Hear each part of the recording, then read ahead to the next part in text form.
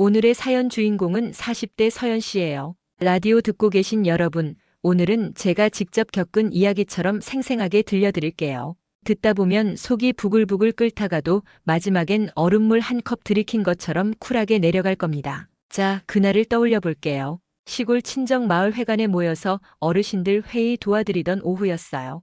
여름 끝물이라 햇빛은 따갑고 바람은 끈적했죠. 제가 어르신들 서류 복사해 나르고 있는데 초등학교 때부터 절 친구라고 부르던 미호기가 문턱을 딱 넘더니 눈이랑 입술이 덜덜 떨리는 거예요. 그러더니 조용히 다가와서 귓속말로 이러는 겁니다. 연아 아니 서연아, 너 지금 그 집에서 당장 도망쳐. 오늘 밤은 절대 들어가지 마. 뭐라는 거야 미호가. 우리 집에 무슨 일이 있다고. 시간 없어. 그냥 믿어. 오늘 밤 거기 있으면 큰일 난다. 그 순간 심장이 쿵 하고 떨어졌어요. 헛소리겠거니 하면서도 친구 얼굴이 너무 진지하니까 손에 쥔 스테이플러가 미세하게 떨리더라고요. 근데 여러분, 제 직감이 원래 좀 예민한 편이거든요. 무조건 뭔가 있다. 머리가 먼저 알아챈 거죠. 문제의 그 집은 제가 시골로 내려와서 겨우 마련한 신혼집이었어요. 남편이라 부르던 사람 태호. 말이 좋아 남편이지 요즘은 얼굴만 봐도 속이 뭉개지는 느낌이 들어서 최대한 피하고 살았거든요. 이유죠? 살얼음판 같은 결혼 생활, 한마디로 제가 몸고생, 마음고생 다 했는데 그 사람은 하루가 멀다 하고 야근 회식 골프 접대로 밖을 싸돌아다녔어요. 어떤 날은 핸드폰 뒷면에 붙은 차키 자국까지 선명했죠. 차 안이 호텔인가? 향수 냄새가 번지더라고요. 어느 날은 제가 농담으로 여보, 차 안에 방향제 바꿨어? 했더니 눈도 안 마주치고 사은품 받은 거 이러더라고요. 그때부터였어요. 마음이 딸깍하고 꺾인 건. 그런데 미호기가 말한 오늘 밤이라는 말이 귀에서 웅웅 울리는데 제 안에 알람이 울렸어요. 오늘이 뭔 날이지? 달력을 펼쳤죠. 시아버지 제삿날 다음 주, 보험 만기일, 이번 주 금요일, 그리고 그 4달의 대출 보증 만기가 오늘 자정이었어요. 제가 모르쇠로 지나갔던 남편이 내가 알아서 할게 하며 늘 숨기던 그 서류들. 순간 등골이 싸늘했죠. 마을회관 회의가 끝나고 저는 곧장 읍내 카페로 나와 미호기를 붙잡았어요. 자, 솔직히 말해. 뭘 들은 거야? 서연아, 나도 이 말 하고 싶지 않았다. 근데 오늘 낮에 내 남편이랑 그 여자, 은서가 마을 입구에서 말다툼 하는 걸 봤어. 오늘 밤 끝내자면서. 그리고 창고 얘기했어. 내 시댁 옆 창고 창문으로 들어와서 내가 잠들면 가스 배출기 건드리겠다고. 미호가 그게 무슨 소리야? 설마. 나도 믿고 싶지 않아. 근데 태호가 보험금이란 말을 했어. 분명히 들었어. 보험금. 그 단어가 칼날처럼 귀에 박혔어요. 이미 제 이름으로 묶인 생명보험 하나, 그리고 결혼하면서 묶였던 복합보험. 예전에 남편이 서류에 사인하라며 내민 적 있어요. 당신이나 믿지 서연아? 그 말에 눈 감고 사인했던 게 아직도 손목에 잉크처럼 묻어있는 기분이었죠. 저는 그 길로 집에는 들어가지 않기로 했어요.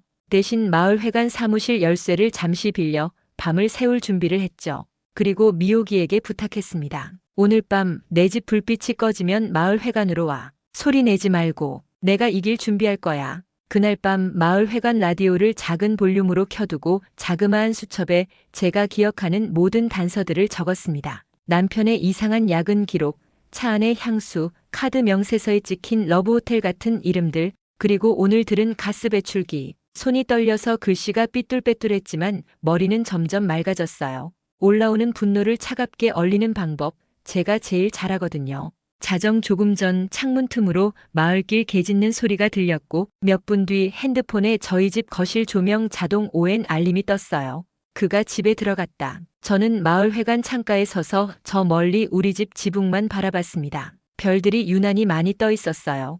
오늘이 끝이자 시작이라는 표시 같았죠. 그리고 12시 30분 미호기에게서 문자가 왔어요. 서연아, 창고 쪽 인기척 2명. 그 순간 저는 녹음 버튼을 눌렀습니다. 변호사 친구에게 배운 대로 증거는 생생해야 하거든요. 몇 분 후 어둠 속에서 촥 금속을 만지는 소리가 났고 곧이어 퍽퍽 작은 타격음. 제 심장도 퍽퍽 내려앉았죠. 그런데 이상했어요.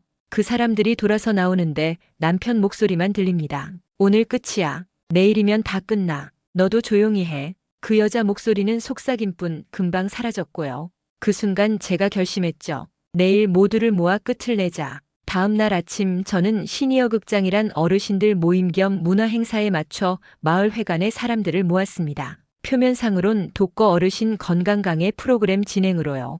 남편도 봉사자 명목으로 부르며 여보, 당신도 마을 위해 좀 하자 했더니 덥석 오더군요. 체면치레는 기가 막히니까요. 문제의 그 여자 남편 회사 후배라는 은서도 동행했어요. 선배님 도와드리러 왔어요 하며 얌전한 척 마스크까지 단정하게. 속이 울렁거리더라고요. 행사가 시작되고 저는 마이크를 잡았어요. 우리 어르신들 그동안 가스 사용 안전 교육 제대로 못 받으셨죠? 오늘은 시연으로 보여드릴게요. 그 말과 함께 제가 준비한 영상이 스크린에 떠올랐습니다. 밤사이 미호기와 함께 찍은 우리 집 창고 주변 CCTV. 화면 안이 정확히 말하면 마을 공용 CCTV에 잡힌 우리 집 골목 쪽 화면과 제가 열흘 전부터 몰래 설치해둔 현관 앞 초소형 카메라 2대의 영상이었죠. 화면에 남편과 은서가 등장했어요. 모자 푹 눌러쓰고 마스크 쓴 채 창고로 들어가더군요. 이게 뭐야? 남편이 벌떡 일어나 외쳤습니다. 여보 앉아. 아직 하이라이트 남았어. 저는 태연하게 리모컨을 눌렀죠. 다음 화면엔 어젯밤 남편이 창고에서 뭔가 기계를 만지는 모습이 클로즈업 됐어요. 제가 며칠 전 읍내 철물점 사장님한테 빌려서 찍어둔 구조도, 이미지와 함께 그 기계가 가스 배출기 라인과 어떻게 연결되는지 화살표가 쫙쫙.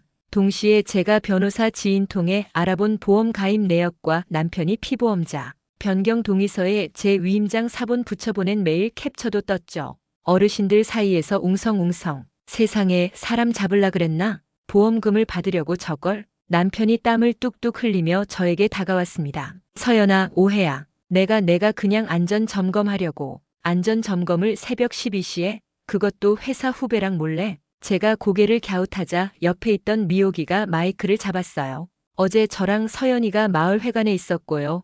그 시간에 저 골목에서 이분들 보는 사람 많아요. 특히 보험금이란 단어 저는 분명히 들었어요. 은서가 허둥지둥 마스크를 벗으며 외쳤어요. 저는 몰랐어요. 선배가 점검만 도와달라 해서. 제가 웃음기 하나 없이 말했죠. 좋아, 그럼 내가 몰랐다는 증거를 가져와. 그런데 내 집 통장으로 들어간 컨설팅 비용 300만 원은 뭐지? 날짜는 내가 집 비번 바꾸기 사흘 전이던데. 그건 입 닫아. 내 부모님께 보여드릴 자료는 따로 있어. 그때 회관 뒷문이 열리면서 낯익은 두 사람이 들어왔어요. 회사 인사팀장과 태우가 늘 무서워하던 본부장. 제가 미리 영상을 보냈거든요. 인사팀장이 회관 앞까지 걸어와서 남편을 빤히 보더니 차분하게 말했어요.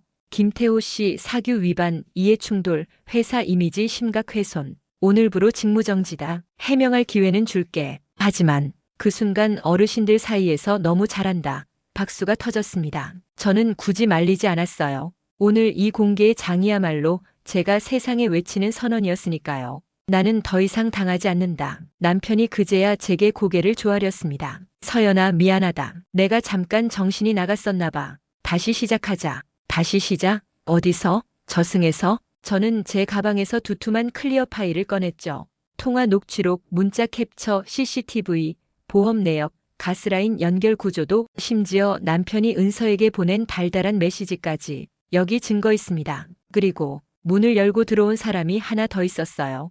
법무법인 사무장. 오늘 2시에 협의 이혼 아닌 유책 배우자 책임을 묻는 소장 접수합니다. 가정법원에서 보자고요. 그제야 남편의 어깨가 탁 하고 떨어졌어요.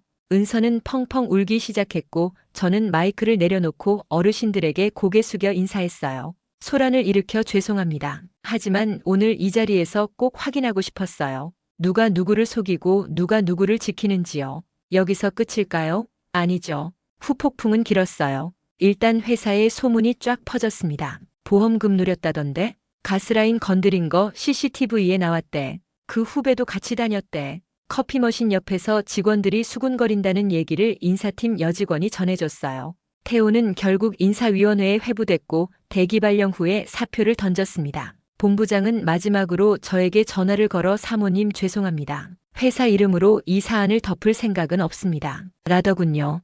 그 말이 참 묘했어요. 나를 사모님이라 부르던 사람들이 이제는 내 편이 되었거든요. 법정 장면요? 살벌했습니다. 판사님 앞에서 남편 측 변호사가 그럴싸하게 포장하려 했죠. 의뢰인은 단지 가스 누수 가능성을 사전에 점검하려. 제가 준비해간 프린트를 조용히 건넸습니다. 여기 피고가 작성한 메모입니다. 만기 전 정리, 오늘 밤 끝. 필적 감정 결과도 첨부했고요. 판사님이 고개를 끄덕이시더니 물으시더군요. 피고, 왜 배우자를 위험에 처하게 할 수 있는 기계를 새벽에 조작했습니까? 태호는 아무 말도 못했어요. 제가 그때 마지막으로 말했습니다. 존경하는 재판장님, 이 사람은 오랫동안 저를 거짓으로 묶어놓았습니다. 저는 오늘부로 그 결박을 끊고자 합니다. 제 안전을, 제 삶을, 제 이름을 지키고 싶습니다. 결과요? 위자료 인정. 가스라인 관련 형사 고소 또한 진행. 불륜 상대와의 공동 불법 행위에 따른 손해배상 청구도 일부 인용. 판결문을 받아들고 나오는데 복도 끝에서 미호기가 두 팔로 절 와락 끌어안는 거예요. 살아났네, 우리 서연. 진짜 살아났네. 내가 그날 귓속말 안 했으면 난 아마 지금 여기 없었을 거야. 마을은 조용히 그러나 분명히 변했습니다. 장터에서 어르신들이 절 보면 우리 서연이는 참 야무져하시고 마을 회관에서는 제가 가스 안전교육 진짜 강사로 불려다녔어요. 농담으로들 그래요. 이 마을은 누가 이상한 짓 하려면 서연이 눈 피해야 해. 그런 말이 참 통쾌하더라고요. 은서 이야기요? 제 변호사가 그 집의 내용 증명을 보냈고 그녀 부모님이 직접 저에게 연락을 했습니다. 정말 죄송합니다. 딸이 철이 없었습니다. 책임질 부분은 책임지겠습니다. 저는 단호하게 말했어요. 저에게 사과할 자격은 있어요. 하지만 제 삶을 되돌려 놓을 책임은 법이 질 겁니다. 당신들이 아니라. 그 뒤로 그녀는 직장을 옮겼고 같은 업계에서 공사 구분 못하는 사람이라는 꼬리표가 붙었다네요. 누군가의 인생이 무너지는 걸 즐기진 않아요. 하지만 잘못의 결과가 따르는 건 결국 그들이 만든 길 위를 걷는 것뿐이죠. 그 후 저는 제 삶을 다시 짰습니다. 은행과 상담의 위험한 대출 보증 전부 끊고 보험은 전부 제 통제 아래 재설계. 셀프 방범 시스템을 갖췄고 마을 회관에는 제가 기증한 소형 CCTV 2대가 더 달렸어요. 어르신들한테는 문서 사인 전엔 꼭 물어보라는 말도 빼먹지 않고요. 어떤 아저씨가 그러시더라고요. 서연 씨 라디오 나가도 되겠네. 이런 건 사람들이 들어야 해. 그래서 지금 이렇게 여러분께 말하고 있는 거죠. 여러분, 저는 오래 참는 편이었습니다. 아내니까 며느리니까 여자는 좀 참아야 한다는 말을 귀에 박도록 들었고 제 희생이 가정을 지켜줄 거라 믿었죠. 근데 희생이 열쇠가 될 때도 있지만 쇠사슬이 될 때가 더 많더라고요. 제 쇠사슬은 믿어달라는 그의 습관적 거짓말이었어요. 그 쇠사슬을 끊게 해준 건 친구의 귓속말 한마디였고요. 그 집에서 당장 도망쳐. 이제 저는 도망치지 않습니다. 대신 제 삶을 위험에 빠뜨리는 것들로부터 내가 멀어집니다. 필요한 건 용기 그리고 증거. 눈물로 호소하기 전에 사실로 증명하는 것. 그 사실이 다 모였을 때 진실은 아주 큰 목소리를 갖게 됩니다. 마을 회관 스피커보다도 큰 사람들 마음에 박히는 목소리요. 마지막으로 남편이었던 사람과 마지막 대면을 했던 날을 말씀드리고 끝낼게요. 법원 뒤편 카페였어요. 그는 한참을 뜸들이다가 겨우 입을 떼더군요. 서연아, 너 많이 달라졌다. 아니, 원래 이랬는데 당신이 못 본 거야. 행복해라. 그래. 그리고 꼭 기억해. 나를 버리면 나는 나를 더 사랑하게 된다는 거. 그날 집으로 돌아오는 길 해가 지고 산등성이가 자주빛으로 물들었어요. 제가 마을 회관 앞에 잠시 서서 그때 그 귓속말을 떠올렸죠. 그 집에서 당장 도망쳐. 맞아요. 그 말은 도망치라는 뜻이 아니라 살아남아 너 자신을 지켜내라는 신호였어요. 그리고 저는 살아남았고 이제는 당당히 제 삶을 걸어갑니다. 누가 뒤에서 수군거리든 앞에서 째려보든 상관없어요. 저는 이미 저 자신에게 가장 큰 박수를 받았거든요. 여러분, 누군가의 거짓이 여러분의 이름을 더럽히려 한다면 한 번만 더 생각해 보세요. 나는 지금 나를 지키고 있는가? 대답이 아니오라면 주저하지 마세요. 증거를 모으고 도움을 청하고 문을 박차고 나오세요. 그리고 필요하다면 마을 회관 스피커처럼 크게 외치세요.